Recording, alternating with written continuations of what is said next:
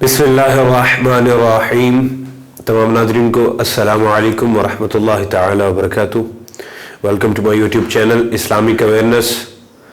आज का हमारा टॉपिक वुज़ू की सुन्नतें और वुज़ू करने का मुकम्मल तरीका, जो कि पहले बयान किया जा चुका है, लेकिन डिस्क्रिप्शन जाकर उसको देखिए। वुज़ू करने की सुन्नतें सुन्नत की जमा है। सुन्नत किसको कहते हैं?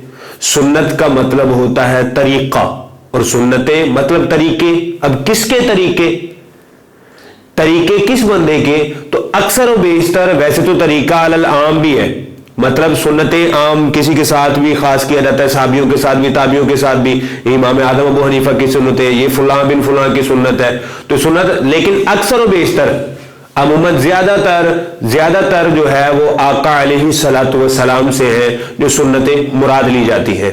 अब आका अलैहिस्सलातु वस्सलाम की वुज़ू के अंदर सुन्नतें, सबसे पहली सुन्नत नियत करना। नियतुल मोमिनीन खैरु मिन अमल, नियत मोमिन की उसके अमल से बेहतर है। नियत करना सबसे पहले कि मैं पाकी हासिल करने लगा हूं, इसके जरिए मैं नमाज पढ़ूंगा, मैं तिलावत करूंगा, तो उसके लिए मैं सवाब पाने की नियत करके वुज़ू करने लगा हूं, नंबर एक। उसके बाद अब नियत हो गई, नियत होने के बाद अब बिस्मिल्लाह पढ़कर शुरू करना। और हदीस पाक में तो यह है कि बिस्मिल्लाह वल्हम्दुलिल्लाह कह ले, कि जो बंदा भी बिस्मिल्लाह वल्हम्दुलिल्लाह कहकर वुज़ू शुरू करे तो जब तक बावुज़ू रहेगा फरिश्ते उसके लिए नेकियां लिखते रहेंगे। नंबर तीन, मिसवाक करना।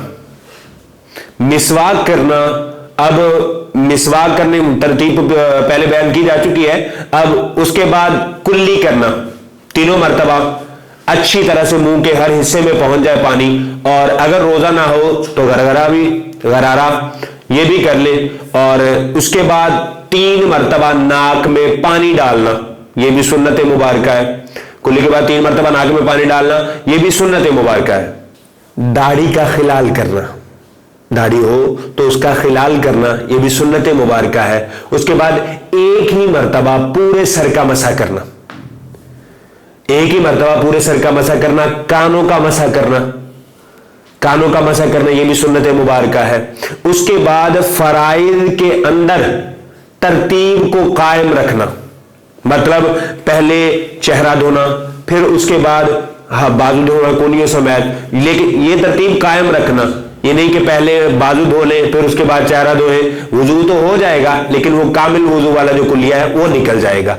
उसके बाद पे दर पे वुज़ू करना, पे दर पे वुज़ू करना, इस अंदाज में वुज़ू करना कि आप वुज़ू कर रहे हैं, एक आधा को धोया, दूसरा सूखने ना पाए, इसको पे दर पे बोलते हैं। मिसाल के तौर पे दर पे वुज़ू करना कि मैंने हाथ धोए हैं, उसके बाद कुल्ली की नाक में पानी डाला, फिर उसके बाद चेहरा धोया, चेहरा धोने के बाद मैंने बाजू धोने में इतना टाइम लगा दिया कि मेरा चेहरा खुश्क हो गया।